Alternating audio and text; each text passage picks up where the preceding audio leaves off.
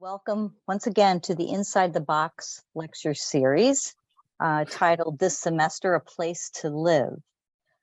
Tonight we have someone from China right now who's in the middle of her morning, and we're very grateful that after flying in late last night, she's up and ready to give us a talk today about her amazing work.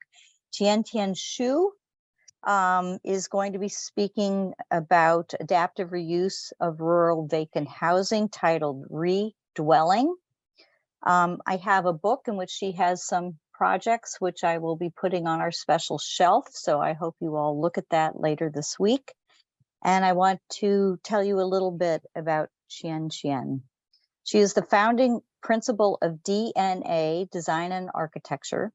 She has received numerous awards such as the WA China Architecture Award in 2006 and 2008, the Architectural League New York's Young Architects Award in 2008, the Design Vanguard Award in 2009 by Architectural Record, the Morag Gemmell Prize for Emerging Architect in 2019, and the 14th International Prize for Sustainable Architecture Gold Medal. In 2020, she was appointed an honorary fellow of the American Institute of Architects. That's very hard to get. Tiantian has engaged extensively in the rural revitalization process in China. Her groundbreaking architectural acupuncture is a holistic approach to the social and economic revitalization of rural China and has been selected by UN Habitat as the case study of inspiring practice on urban-rural linkages. It's amazing. You all need to know about this. Chen received her Master's of Architecture and Urban Design degree from Harvard's Graduate School of Design and her BA in Architecture from Tsinghua University in Beijing. She's currently teaching at Yale. Welcome, Tiantian. Thank you, Carol. Thank you so much for the introduction and also for the invitation to meet with students and community at SVA. And I realized that the theme is housing and in the interior design department, but actually I think it's all integrated, architecture, design, interior, and landscape. That's actually literally what we're working with in the rural region. And I think as a designer, you need to kind of you need all these skill sets, but also you open up to new territory, new possibilities, and it's always inspiring.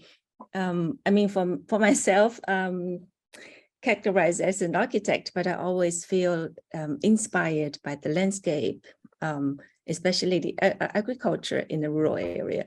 So today I will be talking about the vacant housing, how we can adaptive reuse these abandoned, vacant, existing buildings. So it definitely comes with interior knowledge, but also how to work with traditional vernacular building construction method and typology. Should I share screen first? Yes, please. Okay. Can you see my screen? With the volume? Yes. Okay, so let's start. So with our experience working in rural region, mostly working in the rural region in the past 9 years so far, this is very there's very rich culture, agriculture, and heritage in the rural region, and the buildings, the traditional vernacular building typology. That's really beautiful from distance. But when you approach closer, you get to discover the we often call it a hollow village, because many people moved away from the villages for better employment in the cities. So this is the whole background of rural revitalization or reviving the rural villages at the moment in the entire country. As the central policy, but also as the regional movement. I would say also the promotions or engagement by architects and by professionals to engage in a rural area. I mean, look at all these vacant houses. Eventually they were abandoned, and so this is actually the starting point of how we engaged with the rural region, first starting with the Songyang County, and then eventually we also worked with other areas, with other rural region in mostly in the southern part of China. So today I will talk about three cases. The first one is Tiantian Village. This is literally the first village project we worked with. It's very typical mountain village in Songyang County. And our engagement was to preserve the cluster of building by the entrance of the village. That was really in critical conditions when we first arrived. And there was also discussion to demolish this cluster of buildings. These were the original conditions in 2014 when we first visited this village. And you could tell that this is still part of the historical fabric of this ancient village. And the building, the cluster, is sitting right next to the ancestors' hall. So that means the cluster actually owned by 6 to 7 families. The total square meters is 400. So this building, this cluster, actually belonged to the first generation of the villagers who arrived here over 200 years ago and built their houses small, but was really the first structures right next to the ancestors' hall. And eventually the village started to grow up along the mountain, and the villagers also started to build their rice fields along this mountain. So that's how this entire village grew or developed in the past 200 years. And but actually, when we arrived in this village, even though it used to accommodate over hundreds of people, inhabitants, by the time we visited, there were only less than 20 villages, and most of them were elders. So this is a typical hollow village in the rural region. So our idea is that actually, as our first village project, we didn't have village knowledge or experience before. So that was there was really a learning process for us. But our intention was to preserve this cluster of buildings that were about to be demolished because of its critical condition. These structures were in danger.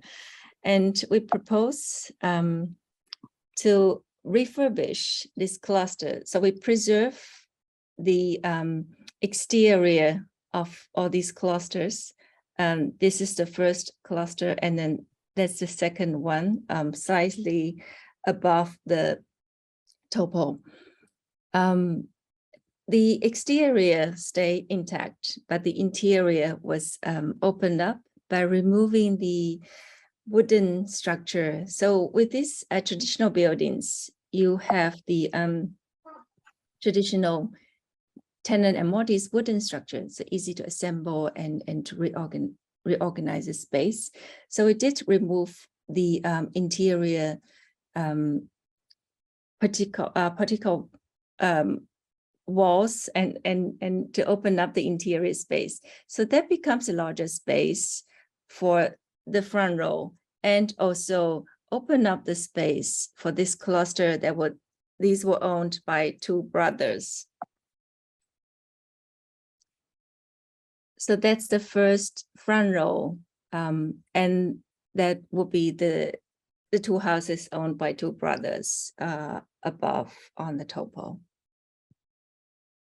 And all the construction was done by local villagers with traditional building technique, the modern antenna wooden structure, the mortise antenna wooden structure and ram earth wall. And this is actually very fast construction pace. It took about 6 to 7 months to finish the entire construction with our skilled workers from the village. So this is the exterior of the building, stay the same to coordinate with the rest of the village fabric. And the interior was opened up also with added skylight to bring in light. So in general, we reorganize the interior because of the flexibility of this wooden assembly structure.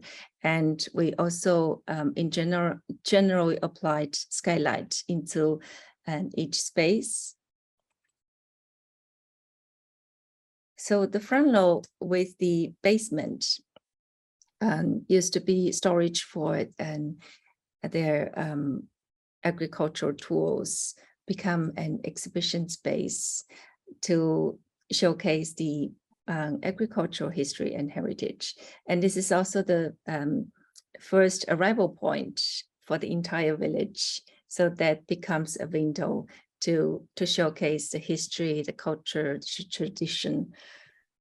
And the upper level of this front row actually become the with this added new skylight, it becomes the exhibition space for an artist actually who took over the house behind and converted into a fabric dyeing studio.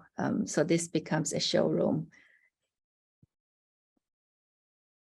And then these two houses used to own by two brothers sitting back to back, and is redesigned and reorganized into one building with removing walls on the ground floor. So this becomes one large space instead of two separated houses.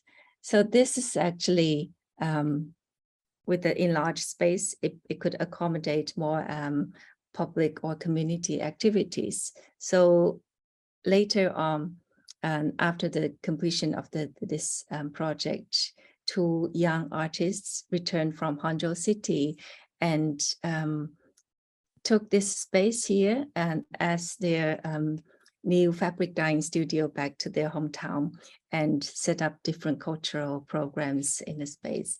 And the upper floor, we still keep it as two individual rooms, and these two could be used as homestay business that is operated by another young man in the village. So they were, at that point, there were new things happening, going on in this ancient village with young people returning from cities to the village, initiating new programs, startup business. And together, this all bring a new kind of opportunity or new generative programs for this ancient village. And you can also tell the skylight in these small bedrooms, even with the small bedroom of 33 square meters, well, about 300 square feet. And this homestay business can charge for about $120 for an evening over the holidays. So you can tell that later on this really become very popular area for cultural, for rural cultural and educational tourism.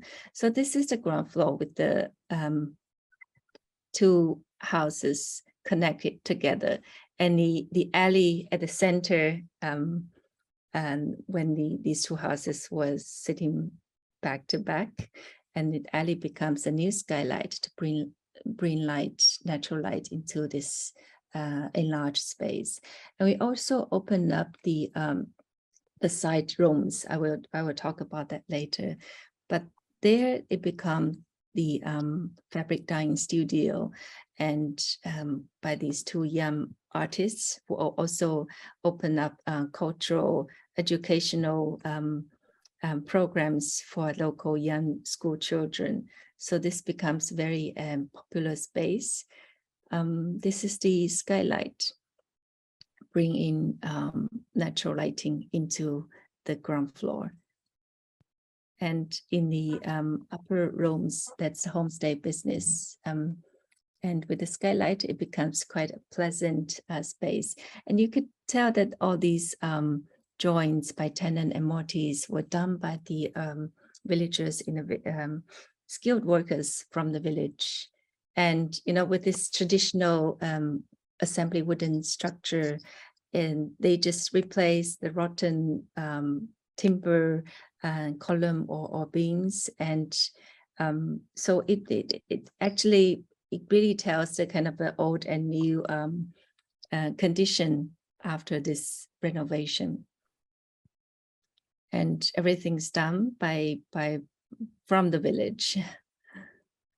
And so I was talking about, you know, the side rooms used to be the chicken shed or tool storage next to the houses.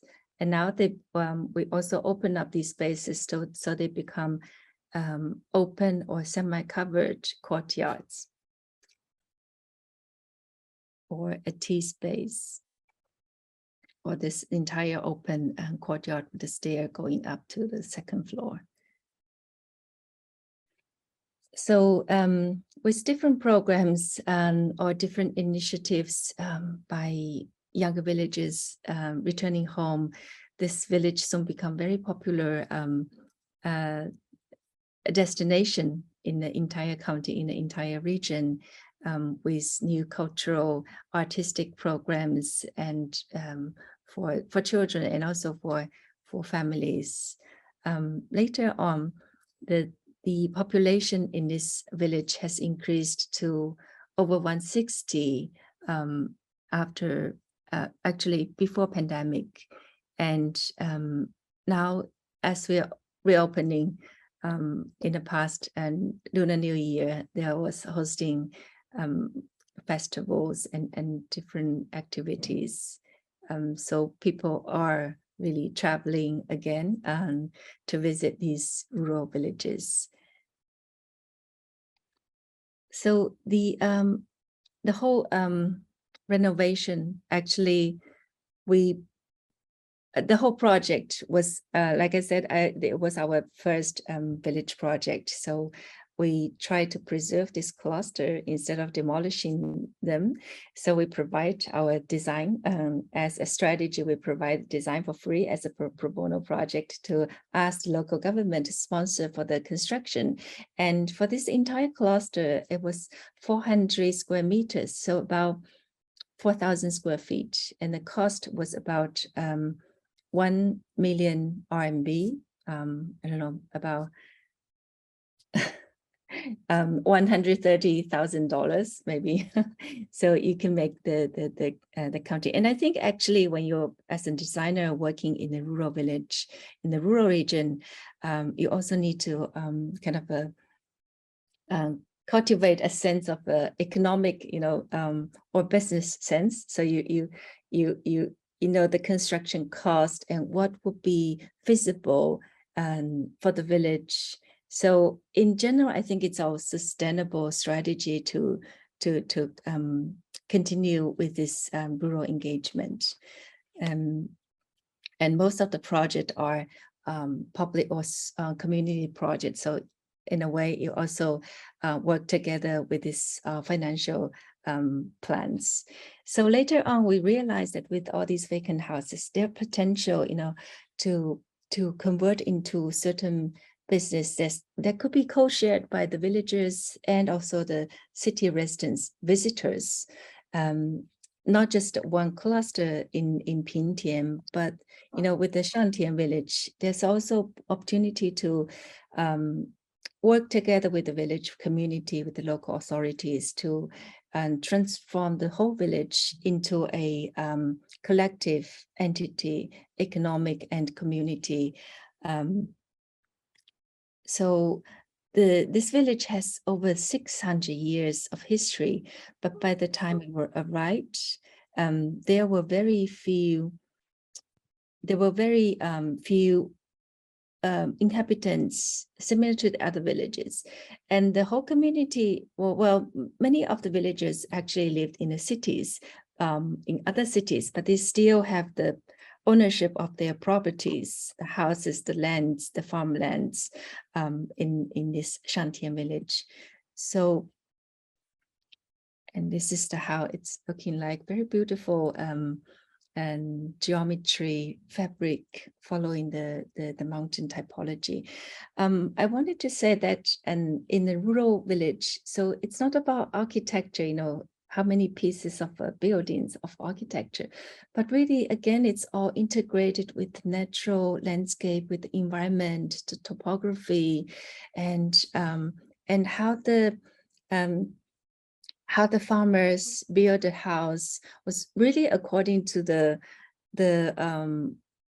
topo and also the local resource. For example, the creek, the water, the trees, and also the bamboo forest, and where they could acquire a flat land to convert into their rice field. So it's a very scientific system in a rural village.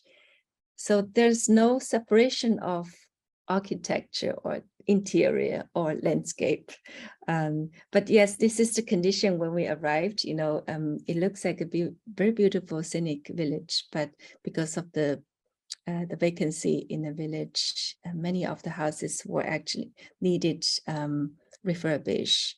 So we did work again with the village skilled workers, and this is the building after renovation. But you can tell that still there's the sense of time, the sense of history with these buildings, and everything was done with the traditional local building techniques.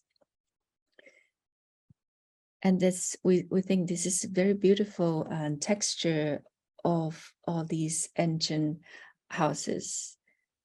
And so the whole design method was very similar to our first village project to convert the vacant housing into both public programs space and also rooms for homestay business, but still owned by the village, by the villager and village community.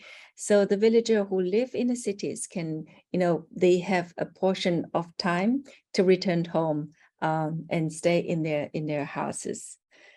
So the idea is that with all these very modest, almost preservation, more restraint with following the regulations of ancient village or traditional village requirements. So the village stayed the same from the exteriors. It isn't the design or the renovation doesn't change much of this ancient fabric or the original fabric or the original building typology or exterior. And the interior was reorganized with very simple flexible structure of assembly timber, wooden structure.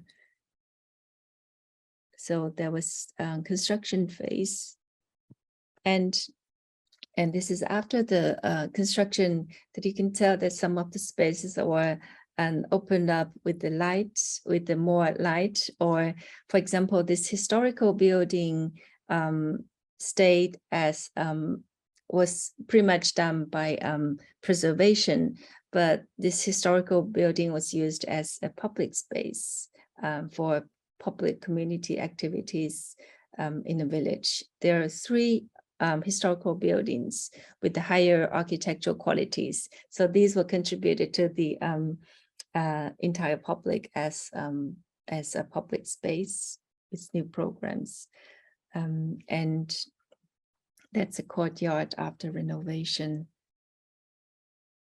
And the new interior to accommodate living conditions, requirements for visitors, also for the villagers living in city returning home. And there were also additional programs, but we did keep all these original kitchen. This is a kitchen always means the tradition that's, eating the food cuisine is it's a very fundamental element of our traditional living. Some of the, actually, when the physical design is rather conservative with the preservation, but there's a very innovative new structure, economic structure with this village, when we're working with the community, with the local authorities. So to engage all these villagers as the shareholders into this hybrid collective economic entity. So in general, I would say that this project is a social design. It has architectural preservation, interior, landscape, but it is the core of the design is really this hybrid, the new collective economic system. So to avoid rip-off from the urban investments, and the villagers can still have the ownership of their houses and land, and at the same time can engage as the shareholders of this entire business entity by participating, either with their vacant house or vacant farmland, or for the urban, for those who live in cities can also engage with capital shares. And the village community, the collective community can also engage. And there's also subsidy money coming from county, state level, from the county level and also from the township as public sectors. So the hybrid means it's both collective sectors and public sectors. So I guess collective is similar to the co-op system in US, really kind of by the community.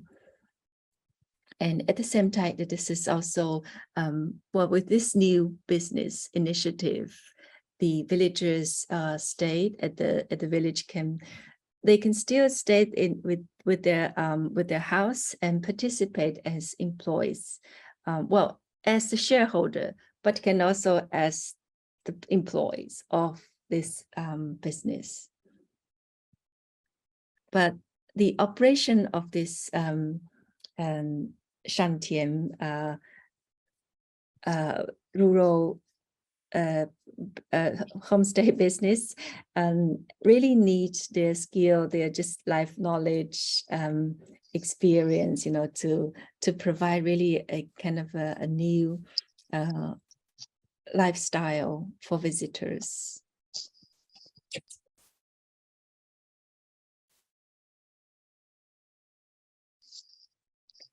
So later on, we were here. I want the last one is to introduce the Fujian Tulo. Let me go through this typology first. Some of you might know about this very unique typology in Fujian province and the southeast province. Actually, I'm from Fujian region, but not from Tulo. And I wish I could live in a Tulo. So Tulo is actually a very large structure with ram earth walls and again timber structure. So very similar material, but the form, the typology is very, very different. And in this 2008, 46 Tullow buildings were listed by UNESCO as World Cultural Heritage, but there are thousands of Tullow buildings in the region, in this area, and the most ancient one has history of 700 years. But Tullow first was actually built as a defense structure with this all this ram wall, and with the small windows and no windows on the ground floor, only one entrance and smaller windows and larger openings, but also balcony for defense. So this is how they fight against invasions, against enemies, with the community together. And Tullow is also a collective living and accommodate hundreds of people, and sometimes hundreds of families. And the two types of Tullow, one is for indigenous Kaka people with central space, often as the ancestors' hall, and the Hakka family, each family occupies a row, kitchen on the ground floor and storage on the second floor, bedrooms on the upper floor. So often 4 to 5 stories. And each family, all these families, sometimes hundreds of families, share only 4 to 6 common stairways. So that means basically they're living all together. It's very unique, sometimes intense, but also very special way of living. And there's also a type of Minam people. So this is more like our modern row house wrapping together. Each family has its own secondary entrance on courtyards and internal staircases, but well, similar structures like the Hakka Tullow, and a central courtyard. And the ancestors' hall is often the entrance, and the ancestor hall facing the entrance. But the structure with this Tullow building is that, for most of the traditional vernacular typology living buildings, there are hierarchies, but Tullow is really the philosophy of all these families sharing the community, with the equal divisions within this building. So all this knowledge you can find in this Fujian's Tullow book by historian Professor Huang Hanming, who worked on this Tullow. He's a researcher on Tullow for over half century by now. So now we're getting into our work.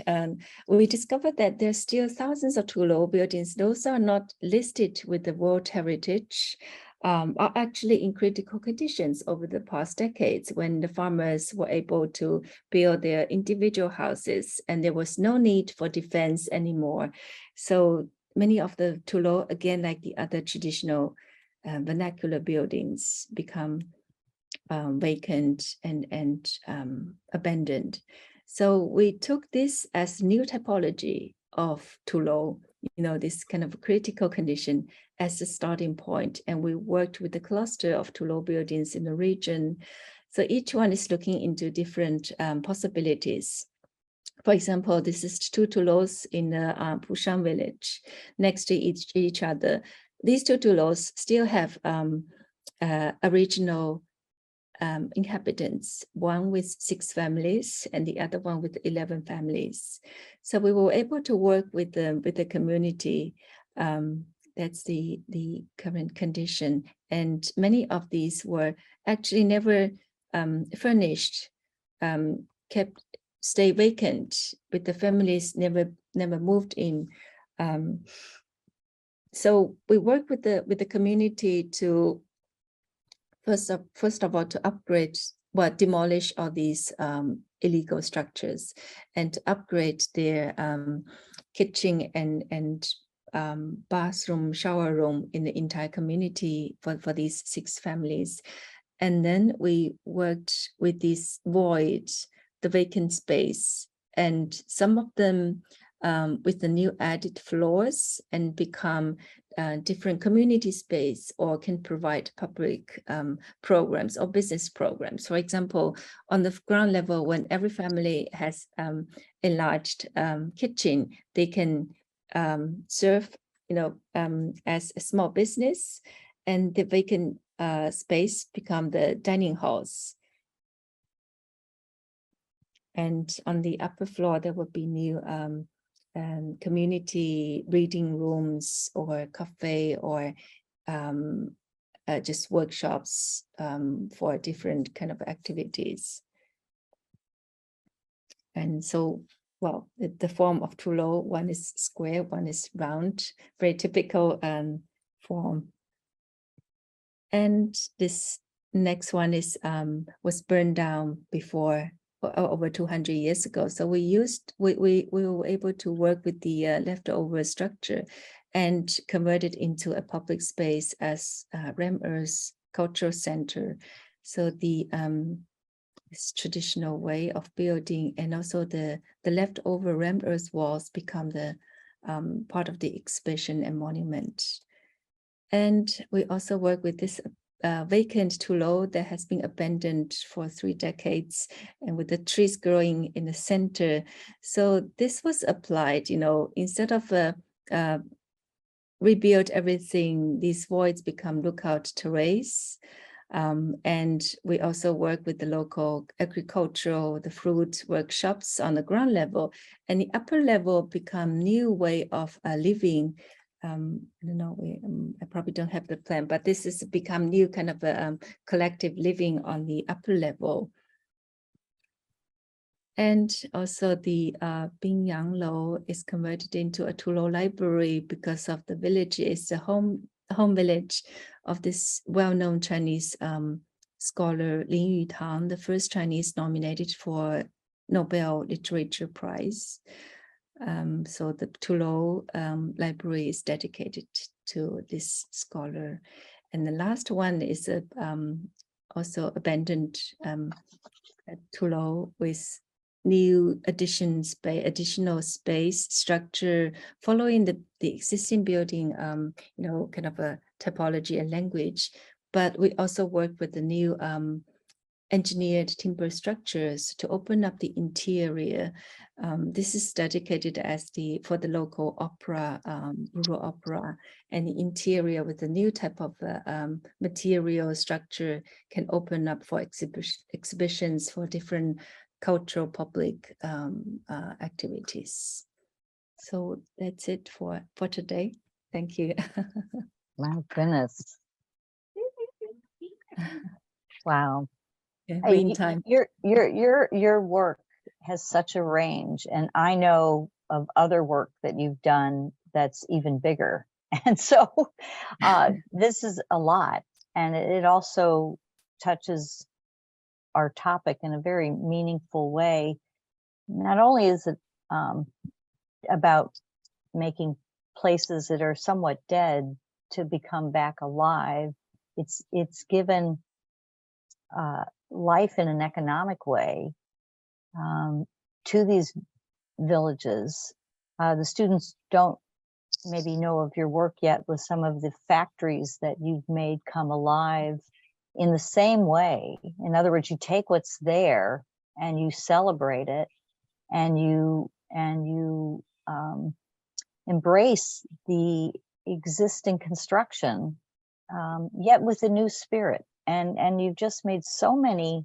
This is just a drop in the bucket of what you do. So I'm just amazed and thankful that you can share that with our students. So let's applause to you and your work. Thank you so much. Thank you.